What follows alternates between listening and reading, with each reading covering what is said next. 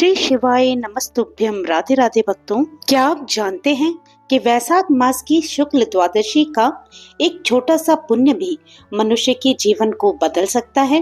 क्या सच में एक कुतिया भी इस तिथि के प्रभाव से स्वर्गलोक को प्राप्त कर सकती है? आज हम सुनेंगे वैशाख मास महात्म्य का एक अद्भुत और चमत्कारी अध्याय, जहां पाप, प्रायश्चित और दया का ऐसा संगम देखने को मिलता है जो आत्मा को झकझोर देता है।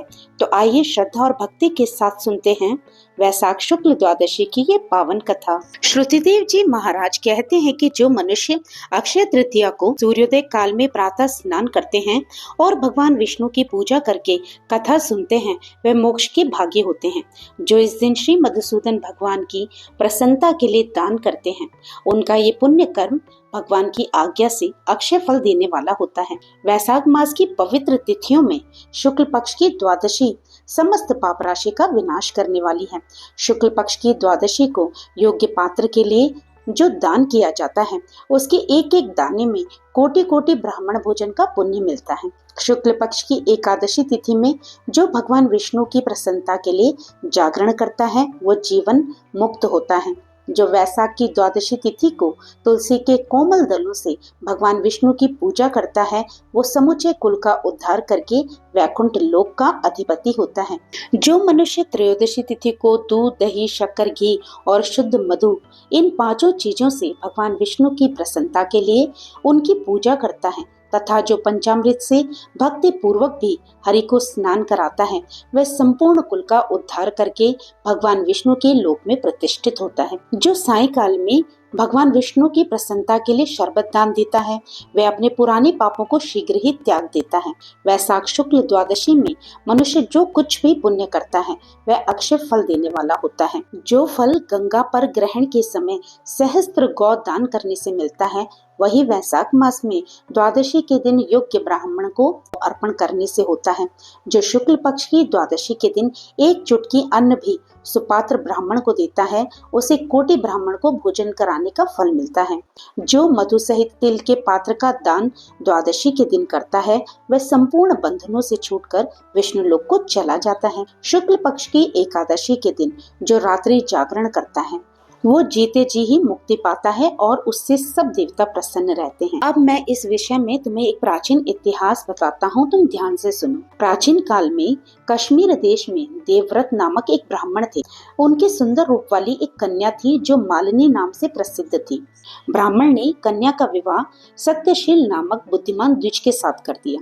मालिनी कुमार्ग पर चलने वाली, पर पुरुषों से गुप्त संबंध रखने वाली, व्यभिचारिणी होकर स्वच्छंदता पूर्वक इधर उधर रहने लगी।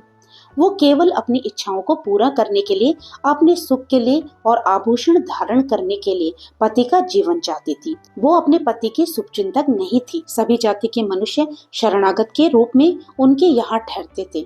वे कभी पति की आज्ञा का पालन नहीं करती थी। इसी दोष से उसके सब अंगों में कीड़े पड़ गए, जो काल, अंतक और यम की भांति उसकी हड्डियों को भी छेद डालते थे। उन कीड़ों से उसकी नाक, जिह्वा और कान कट गए। उसके स्तन तथा अंगुलियां गल गई, उनमें लंगड़ापन भी आ गया। इन सब क्लेशों से मृत्यु को प्राप्त होकर वो नरक की यातनाएं भोगने लगी। 1 साल 500 वर्षों तक वह तांबे के भांड में रखकर जलाई गई। इसके बाद वह स्त्री अपने पापों के कारण 100 वीर देश में पद्मबंधु नामक ब्राह्मण के घर में एक कुतिया के रूप में जन्म लेती है। उस समय भी उसकी हालत बहुत दयनीय थी। उसके कान, नाक, पूंछ और पैर कटे हुए थे। उसके सिर पर कीड़े पड़े हुए थे और उसके शरीर में भी घावों के कारण कीड़े भरे रहते थे। हे राजन, इस प्रकार वह कुतिया लगातार दुख और पीड़ा सहते हुए पूरे 30 वर्षों तक जीवन बिताती रही। एक दिन वैशाख मास के शुक्ल पक्ष की द्वादशी तिथि को पद्मबंधु का पुत्र नदी में स्नान करके पवित्र हो भीगे वस्त्रों से घर आया। उसने तुलसी की वेदी के पास जाकर अपने पैर धोए। देव योग से वो कुतिया वेदी के नीचे सोई हुई थी। सूर्योदय से पहले का समय था। ब्राह्मण कुमार के चरणोदक से वह नहा गई और तत्काल उसके सारे पाप नष्ट हो गए। फिर तो उसे उसी क्षण अपने पूर्व जन्मों का स्मरण हो गया।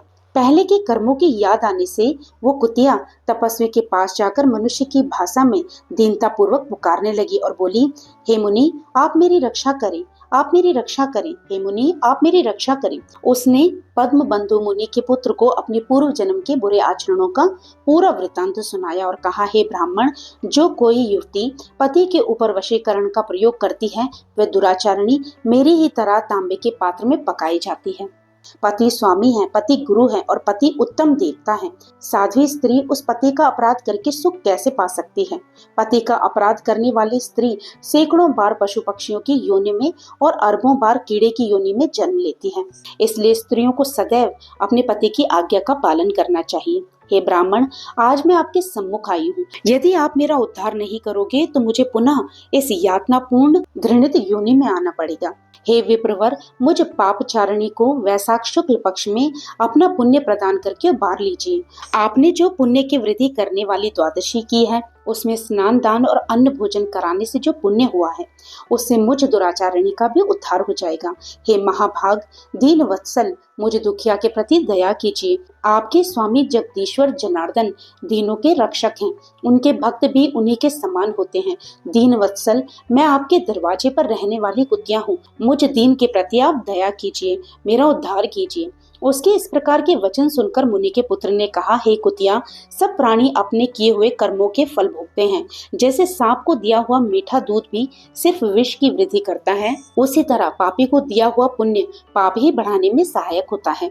मुनि कुमार के ऐसा कहने पर कुतिया दुख में डूब गई और उसी के पिता के पास जाकर रोते हुए बोली, पद्म बंधु बाबा, मैं तुम्हारे दरवाजे की कुतिया हूँ, मैंने सदा तुम्हारी जूठन खाई है, मेरी रक्षा करो, मुझे बचाओ। गृहस्थ महात्मा के घर पर जो पालतू जीव रहते हैं उनका उद्धार करना चाहिए, ये वेद वेताओं का मत है। चांडाल, कौवे, कुत्ते ये प्रतिदिन गृहस्थों के दिए हुए टुकड़े खाते हैं, इसलिए उनकी दया के पात्र हैं। जो अपने ही पाले हुए रोग आदि से ग्रस्त और असमर्थ प्राणी का उद्धार नहीं करते वे नरक में पड़ते हैं, ये विद्वानों का मत है। दयालु होने के कारण आप मेरा उद्धार कीजिए। दुख से आतुर हुई कुतिया की ये बात सुनकर घर में बैठे हुए मुनि के पिता तुरंत घर के बाहर निकले। उस समय पद्म बंधु जी ने अपने पुत्र से पूछा कि ये सब क्या वृतांत है। तब पुत्र ने सब बात कह सुनाई। उसे सुनकर पद्म बंधु जी बोले, बेटा, तुमने कुतिया से ऐसे वचन क्यों कहे? साधु पुरुषों के मुख से ऐसी बात नहीं निकलनी चाहिए। वत्स, देखो तो सब लोग दूसरों का उपकार करने के लिए हमेशा तैयार रहते हैं। चंद्रमा, सूर्य, वायु, रात्रि, अग्नि, जल, चंदन वृक्ष और साधु पुरुष सदा दूसरों की भलाई में लगे रहते हैं। दैत्यों को महाबली जानकर महर्षि दधीचि ने देवताओं का उपकार करने के लिए दया पूर्वक अपने शरीर की हड्डियां देती थी। महाभाग, पूर्व काल में राजा शिवी ने कबूतर के प्राण बचाने के लिए भूखे बाज को अपने शरीर का मांस दे दिया था। पहले इस पृथ्वी पर जिमूत वाहन नामक राजा हुए थे। उन्होंने एक सर्प के प्राण बचाने के लिए गरुड़ जी को अपना जीवन समर्पित कर दिया था। इसलिए विद्वान ब्राह्मणों को दयालु होना चाहिए।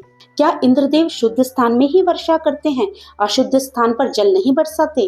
क्या चंद्रमा चंडालों के घर में प्रकाश नहीं करते? इस प्रकार बार बार प्रार्थना करने वाली इस कुतिया को मैं अपने पुण्यों से इसका उद्धार करूंगा। इस प्रकार कह के पद्म बंधु जी ने संकल्प लिया और हाथ में जल लेकर बोला, हे कुतिया, ले, मैंने अपनी द्वादशी का महापुण्य तुझे दे दिया। ब्राह्मण के इतना कहते ही कुतिया ने सहसा अपने प्राचीन शरीर का त्याग कर दिया और दिव्य देह धारण कर दिव्य वस्त्र आभूषणों से विभूषित हो दसों दिशाओं को प्रकाशित करती हुई ब्राह्मण की आज्ञा ले स्वर्गलोक को चली गई। वहां महान सुखों का उपभोग करके इस पृथ्वी पर भगवान नर नारायण के अंश से उर्वशी नाम के श्रेष्ठ अंगों वाली देवताओं की प्रिय अप्सरा हुई, जिसे योगी जन योग द्वारा प्राप्त करते हैं। ऐसे सुंदर रूप को उस कुतिया ने प्राप्त कर लिया। इसके बाद पद्म बंधु जी ने मधुसूदन भगवान की प्यारी पुण्य बढ़ाने वाली स्थिति को संसार में प्रसिद्ध किया। करोड़ों सूर्य ग्रहण और चंद्र ग्रहण से भी अधिक पुण्य देने वाली और सब तिथियों से अधिक ऐसी ये तिथि उस ब्राह्मण ने तीनों लोकों में प्रसिद्ध कर दी। तो भक्तों, आज का अध्याय यहीं पर विराम लेता है। इससे आगे की कथा का श्रवण आप कल करेंगे। तो इस कथा में हमें ये सीख मिली कि पाप कितना भी बड़ा क्यों ना हो, अगर सच्चे मन से प्रायश्चित और भक्ति की जाए तो भगवान विष्णु की कृपा से मोक्ष का द्वार खुल जाता है। वैशाख शुक्ल द्वादशी का महत्व केवल व्रत या दान तक सीमित नहीं है, बल्कि ये दया, करुणा और धर्म का सच्चा मार्ग भी सिखाता है। अगर आपको ये कथा भावपूर्ण लगी हो तो वीडियो को लाइक करें और ऐसी ही पवित्र कथाओं के लिए चैनल को सब्सक्राइब जरूर करें। अगले अध्याय में हम जानेंगे एक और रहस्यमयी और पुण्यदायक कथा। तब तक प्रभु का नाम लेते रहिए और पुण्य के भागी बनते रहिए। जय श्री कृष्ण। राधे राधे।